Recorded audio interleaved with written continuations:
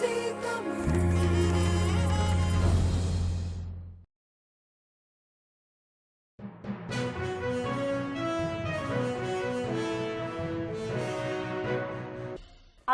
நிகழ்ச்சிக்கு மீண்டும் வரவேற்கிறேன். இன்று அதிமுகவின் செய்தி தொடர்பாளர் நாஞ்சில் சம்பத் அவர்களோடு பேசிக்கொண்டிருக்கிறோம்.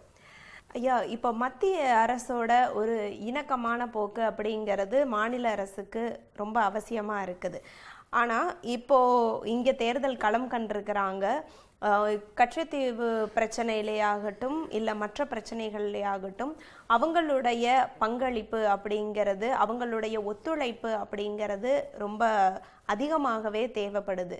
இப்போ இருக்கக்கூடிய சூழல்ல நம்ம மின்சார பங்கீடு உட்பட அவங்களுடைய பங்களிப்பு அதிகமாக இருக்கக்கூடிய சூழல்ல மத்திய அரசோட என்ன மாதிரியான போக்கை நம்ம தமிழக அரசாங்கம் அதிகரிக்கும் போது இந்த பிரச்சனைகள்லாம் சுமூகமா முடியும் அப்படின்னு நினைக்கிறீங்க? கண்டிப்பா. அதாவது நீங்க பாருங்க,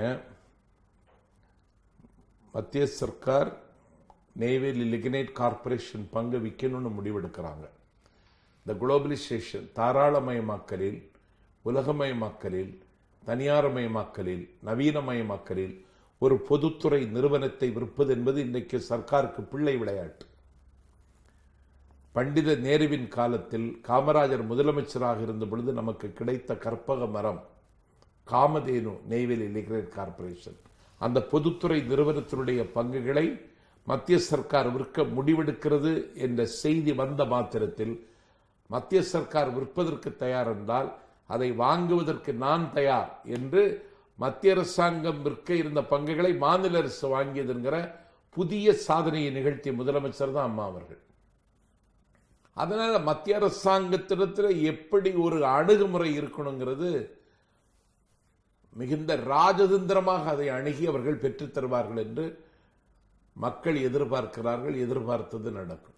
மீண்டும் இந்த தேர்தலில் இலவசங்கள் அப்படிங்கிறது மற்ற கட்சிகளை காட்டிலும் அதிகமாக இலவசங்களை முன்னிறுத்தியது அதிமுக கட்சி அவங்களுடைய தேர்தல் பிரச்சாரத்தின் போது. தேர்தல் ஆணையம் கூட கேட்டிருந்தாங்க, இவ்வளவு இலவசங்களுக்கு உங்களுக்கு எங்கிருந்து சோர்ஸ் வரும், அதற்கான ஏதாவது பட்ஜெட் இருக்குதா அப்படிங்கிற மாதிரி நிதி ஆதாரங்களை சொல்லி கேட்டிருந்தாங்க. அது கொடுத்ததா எந்த அறிவிப்புமே இல்லையே. இல்லை, தேர்தல் ஆணையம் இதில் அத்துமீறுவதாகவே நான் கருதுகிறேன். முதல்ல இது இலவசம் என்று சொல்லுவதே தவறு. நீங்களும் மீடியாக்களும் எல்லாம் இதை இலவசம்னு சொல்றீங்க. உங்களோட அறிக்கையிலேயே நாங்க இலவசம்னு சொல்லவே இல்லை, விலை இல்லாமல் தர்றோம்னு சொன்னோம். அது இலவசம் தானுங்க? இல்லையா, இலவசம் என்பது மக்களை கொச்சைப்படுத்துவது, மக்களை அவமானப்படுத்துவது. இப்ப நம்ம நமக்கு ரேஷன் கார்டுக்கு ஒரு செல்போன் கொடுக்கறதா சொல்லி இருக்கீங்க. அது அத்தியாவசியம் தானா? ஏன்னா இப்ப எல்லார் கையிலயும் செல்போன் இருக்குது. நீங்க போன தேர்தல்ல மிக்சி, கிரைண்டர், ஃபேன் கொடுத்தது கூட ஒரு எளிய மக்கள் கையில அது மிக மிக உபயோகமா இருந்துச்சு அப்படின்னு ஒத்துக்கலாம். செல்போன் அப்படிங்கிறது அவசியமான ஒண்ணுன்னு நீங்க நினைக்கிறீங்க? கண்டிப்பா. தகவல் தொழில்நுட்ப செல்போனுக்கு தேவை எவ்வளவு இப்ப எல்லார் கையிலயும் இருந்தாலும் ஒரு இன்கமிங் காலுக்கு ஒரு போனை வச்சுக்கிடுவோம், அவுட் கோயிங்க்கு ஒரு செல்ல வச்சுக்கிடுவோம்னு மக்கள் பயன்படுத்திட்டுமே. இதுல என்ன இருக்கு? அவசியமான பொருட்கள், சைக்கிள் கொடுக்குறீங்க, கணிப்பொறி, லேப்டாப் கொடுக்குறீங்க, இந்த மாதிரியான பொருட்கள். ஒரு போன் தான் இருக்கு. அம்மா ஒரு போன் தந்துட்டா என்கிட்ட 2 போன் ஆயிடும். நம்மனால ஒரு போன் வாங்க முடியாதா? அதெல்லாம் அரசாங்கம் தருது, வாங்க முடியாதுன்னா இப்ப 20 அந்த கடன் சுமை மக்கள் மேலதானே ஏறும். அதாவது இத கடனே சொல்லப்படாது. மகளுக்கு கல்யாணம் எடுத்து கடன் வந்துன்னு ஒரு தகப்பன் புலம்புறது மாதிரி புலம்ப கூடாது. ஐயா, நேரடியாகவோ மறைமுகமாகவோ மக்கள் கிட்டதான் இந்த சுமைகள் ஏறும். அதாவது வரி விதிக்கிறன் மூலமா இல்ல பொருட்களுடைய விலை ஏறதன் மூலமா.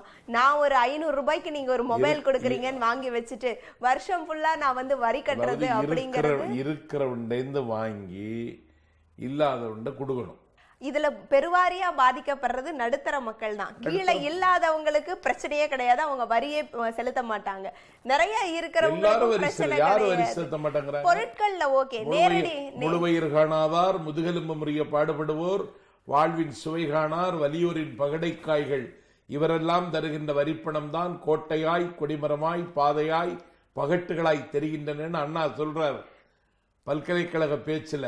அதனால ஏழை மக்களும் வரி தர்றவங்க. அதாவது நேரடியா பாதிக்கப்படுறதுன்னா நடுத்தர மக்கள் அதிக அளவுல பாதிக்கப்படுவாங்க. இப்போ இந்த மாதிரியான விஷயங்களை இப்போ நம்ம மாணவர்களுக்கான கல்வி கடன் ரத்து அப்படிங்கறதுல கூட எனக்கு தெரிஞ்சு சாதாரணமா நான் மாணவர்கள் கிட்ட பேசும்போது கூட வேலை இருந்துருச்சுன்னா பிரச்சனை இல்லை, இந்த இன்ட்ரெஸ்ட் ஃப்ரீ லோன் அப்படிங்கிற மாதிரி பண்ணிட்டா கூட பரவாயில்ல, லோனையே முழுசா இது பண்ணிக்க வேண்டிய அவசியம் இல்லை. சிலர் ரொம்ப ரொம்ப சந்தோஷப்பட்டாங்க, இல்லைன்னு சொல்லலை. இருந்தாலும் இப்படியும் சொன்னவங்க இருந்துச்சு. அப்போ நம்ம மாநில அரசினுடைய வருவாயை அல்லது இழப்பை அதிகம் பண்ணிக்கிட்டு இந்த மாதிரி வீட்டுக்கு ஒரு சாலிடான அமௌண்ட் அப்படியே போய் சேர்றது அப்படிங்கிறது இன்டைரக்டா நீங்க வந்து சொன்னீங்கல்ல, ஓட்டுக்கு பணம் கொடுக்கறதுங்கிறது இல்லாம இது ஒரு இன்னொரு முறை தானே? இல்லை, அதாவது மக்களை மகிழ்ச்சியாகவும் திருப்தியாகவும் வச்சிருக்கணும். இது ஒரு அரசாங்கத்திற்கு பொறுப்பு. அதாவது அந்த காலத்தில் பட்டினி சாவுன்னு ஒன்று இருந்து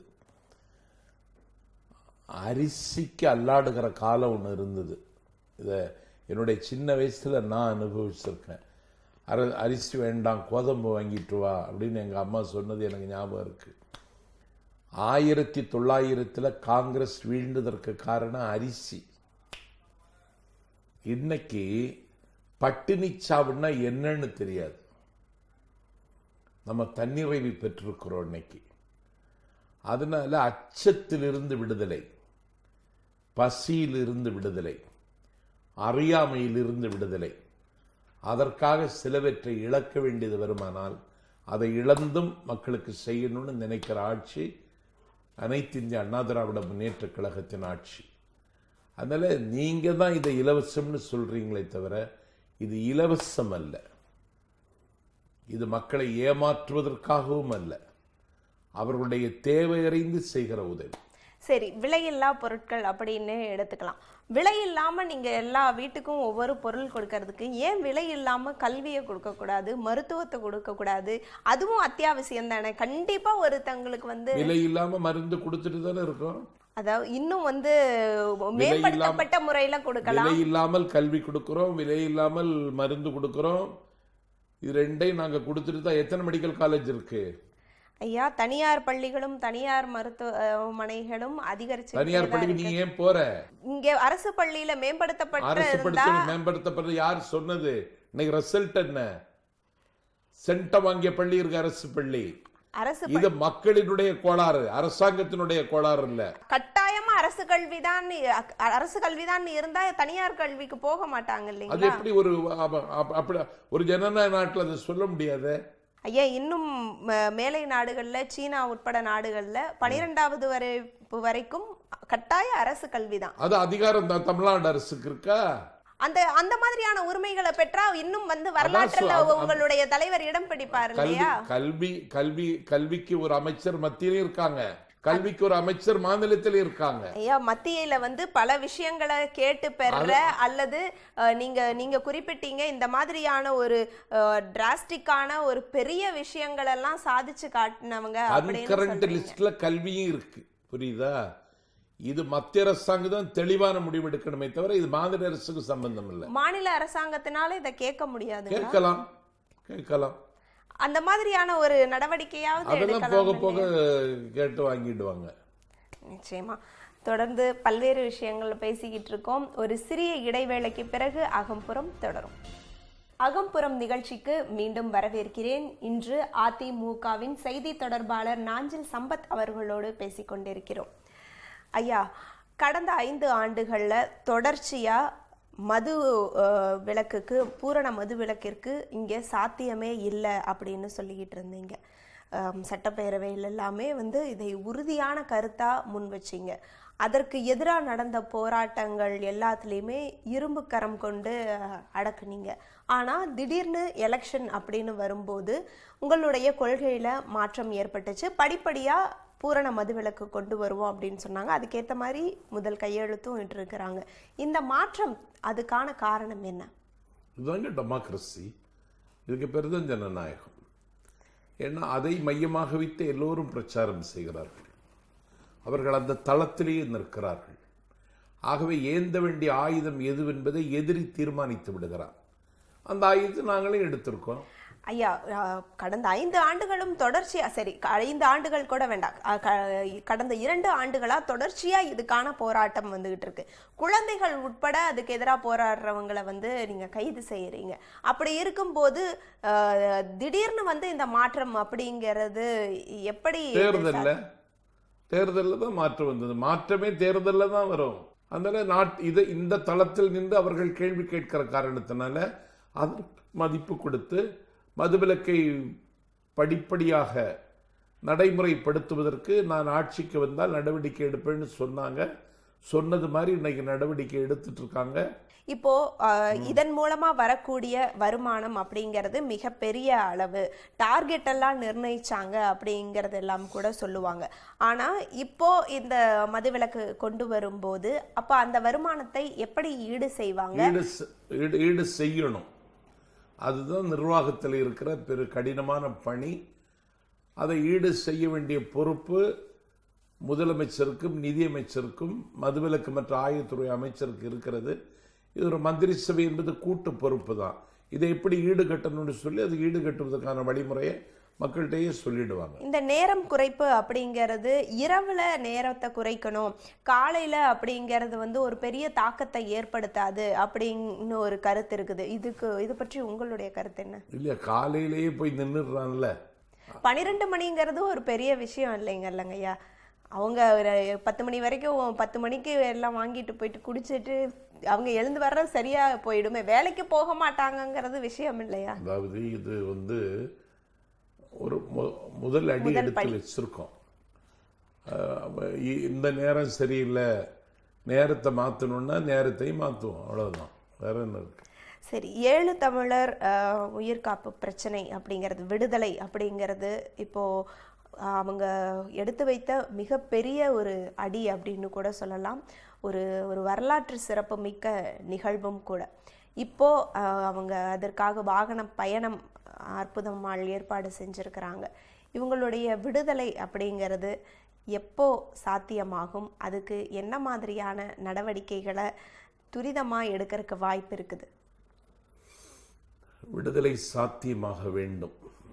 இந்த காலதாமதத்துக்கு என்ன காரணங்க ஐயா? காலதாமதத்திற்கு சட்டம்தான் காரணம், அரசு காரணம் அல்ல. ஒரு இணக்கமான சூழல் டெல்லியில் இல்லை. அது கருணாநிதி முதலமைச்சராக இருந்த காலத்தில் இதுக்கு தீர்வை எட்டி இருக்கணும். காங்கிரஸ் அரசாங்கம் அதற்கு எதிரானது அப்படிங்கிறது ஒரு விஷயம் இருக்குது. இப்போ அங்கே பாரதிய ஜனதா அரசாங்கம் இருக்குது. அது கிட்டத்தட்ட உங்களுக்கு இணக்கமான ஒரு அரசாங்கமும் கூட. அதிமுகவிற்கு அவர்கள் பெரிய அளவில் எதிர்ப்பு எதுவும் தெரிவிக்கிறது கிடையாது. அப்படி இருக்கக்கூடிய சூழல்ல இது சாத்தியமாகும் தான். இது சாத்தியப்படுத்தணும். ஏன்னா மரண தண்டனைக்கு எதிராக எல்லா நாடுகளும் இன்றைக்கு பேச ஆரம்பித்து விட்டன. இது புத்தன் பிறந்த பூமி, இது போதி மரம் இருக்கிற நாடு, நீதி இலக்கியங்கள் விளைந்த மண் இந்த மண். ஒரு பசுவினுடைய கன்றுக்காக தன்னுடைய மகனை தாரை வார்த்து கொடுத்த மனுநீதி சோழன் உலவிய பூமி. இதுல இன்னும் அதை பாலிட்டிக்ஸ் ஆக்குறாங்க. ஆனா மிக துணிச்சலாக தமிழக சட்டமன்றத்தில் தீர்மானம் கொண்டு வந்தார்கள். ஆனால் டெல்லி அதற்கு எதிராகவே இப்போதும் இருந்தது. இனி அப்படி இருக்கக்கூடாது, அதற்கான ஒரு சூழ்நிலை கனிந்து வர வேண்டும் என்று அற்புதம் அம்மாளினுடைய கண்ணீரை மதித்து இன்றைக்கு அந்த நடைமுறையை செய்வதற்கு அம்மா அவர்கள் முன்வருவார்கள். அதற்கான காலம் கனிந்திருப்பதாகவே நான் கருதுகிறேன். இப்போ தமிழக அரசுடைய இந்த வழக்கை பொறுத்தளவு அடுத்த கட்ட நடவடிக்கை என்னவா இருக்கும்? அடுத்த கட்ட நடவடிக்கை ஒரு சட்ட ரீதியான நடவடிக்கை வருகிற பொழுது டெல்லியில் இருக்கிற அட்வொகேட் ஜெனரல், சொலிசிட்டர் ஜெனரல் தடை போடுறார். அதனால அம்மாவுடைய பிரதமர் சந்திப்பு அது சம்பந்தமாக கூட இருக்கலாம். நிச்சயமா. இந்த ஈழத்தமிழர்களுக்கு இரட்டை வாக்குரிமை அப்படின்னு குறிப்பிட்டிருக்கிறாங்க. இது எந்த அளவுக்கு அவங்களுக்கு ஒரு நல்ல விஷயமா இருக்கும், அவங்களுக்கான உரிமைகளை பெற்றுத்தர அது எந்த அளவுக்கு ஆதாரமா இருக்கும்னு நினைக்கிறீங்க? அவன் ஈழத்தினுடைய பூர்வீக குடிகள் அவர்கள் இங்கு புலம்பெயர்ந்து வந்திருக்கிறார்கள். அவர்கள் அகதிகளாக ட்ரீட் பண்ணதில் அம்மாவுக்கு உடன்பாடு இல்லை. அடித்தட்டு மக்களுக்கு என்னெல்லாம் சலுகைகளோ அதே சலுகைகளை அந்த முகாமில் இருக்கிறவர்களுக்கு அம்மா கொடுத்துட்டு இருக்காங்க. ஆனா அவர்களுக்கு இரட்டை வாக்குரிமை என்று சொல்லுகிற பொழுது அவர்களுடைய தமிழ் ஈழம் நமக்கு உரிமை உள்ளது என்கிற அந்த உணர்வு அவருடைய உள்ளத்தில் பூத்து மலரும். இந்த நாம் வந்திருக்கிற இடம் நம்ம அகதியான இடத்துல நம்மை அங்கீகரித்திருக்கிறார்கள், ஒரு சட்டப்பூர்வ உரிமை இங்கேயும் நமக்கு கிடைத்திருக்கிறது என்று அவர்களுக்கு ஒரு ஒரு மனநிலையில ஒரு நல்ல மாற்றம் ஏற்படும். அதனால இது ஒரு சைக்காலஜிக்கலா அம்மா சொல்லியிருந்தா கூட இது ஒரு சரித்திர முக்கியத்துவம் வாய்ந்த சம்பவம். இப்போ இரட்டை வாக்குரிமை கொடுக்கக்கூடிய இந்த சூழல்ல முகாம்களை கலைக்கிறதுக்கான வாய்ப்புகள் இருக்குதா? இல்லையே. முகாம்களை கலைக்கிறதுக்கு அவங்க விருப்பப்பட்டால் தான் போகணும்னு சொல்லியிருக்காங்க அம்மா. ஆனா இன்னுமே பேக் பண்ணி அனுப்பக்கூடாது. அவர்கள் விரும்பினால் அங்கே போனால் அவர்களுக்கு பாதுகாப்பான வாழ்வுக்கு உத்தரவாதம் இருக்குமானால், ஏன்னா அங்க இருக்கிற முதலமைச்சர் அதற்கு இசைவு தெரிவித்தால் போகலாம். இல்ல, இங்க இருக்கக்கூடிய முகாம்கள்ல அவங்க சுதந்திரமா நடமாடுறதுக்கான வாய்ப்புகள் எந்த அளவுக்கு இருக்குது? இருக்கு, சுதந்திரமா நடமாடலாம். வேலைக்கு போறாங்க, நானே பார்த்துருக்கேன். வேலைக்கு போறாங்க, சினிமாவுக்கு போறாங்க, இயல்பா இருக்காங்க, ஒன்றும் இல்லை. நிச்சயமா அவர்களுக்கும் ஒரு நல்ல தீர்வை இந்த அரசாங்கம் அவர்களுக்கு மட்டுமல்ல, ஈழத்தமிழர்களுக்கு மட்டுமல்ல, இந்த எழுவர் விடுதலை பிரச்சனையிலேயாகட்டும், மீனவர் பிரச்சனையிலேயாகட்டும், இந்த புதிய அரசாங்கம் பல நல்ல முன்னெடுப்புகளை எடுக்கும் அப்படின்னு எல்லாரையும் போலவே நாங்களும் நம்புகிறோம். உங்களுடைய நேரத்தை எங்களுக்காக செலவிட்டமைக்கு மிக்க நன்றி ஐயா. உங்களுடைய நம்பிக்கைக்கு எந்த காலத்திலும் பங்கம் வராது. நம்பிக்கைக்கு அம்மாவின் அரசு தும்பிக்கையாகத்தான் இருக்கும். தமிழ்நாட்டு மக்களையும் தமிழ்நாட்டு மக்களினுடைய உணர்வுகளையும் அம்மா அவர்கள் மதித்துத்தான் அவர் ஒவ்வொரு அடியும் எடுத்து வைக்கிறார்கள் என்பதை அவருடைய அணுகுமுறை இன்றைக்கு உலகத்திற்கு வெட்ட வெளிச்சமாக்கி தந்திருக்கிறது. அந்த திசை நோக்கிய பயணம் இடையறாதும் தடையறாதும் நடந்தே தீரும், நடத்தி காட்டுவோம். நன்றி, வணக்கம். மீண்டும் மற்றும் ஒரு அகம்புறம் நிகழ்ச்சியில் உங்களை சந்திக்கிறேன். வணக்கம்.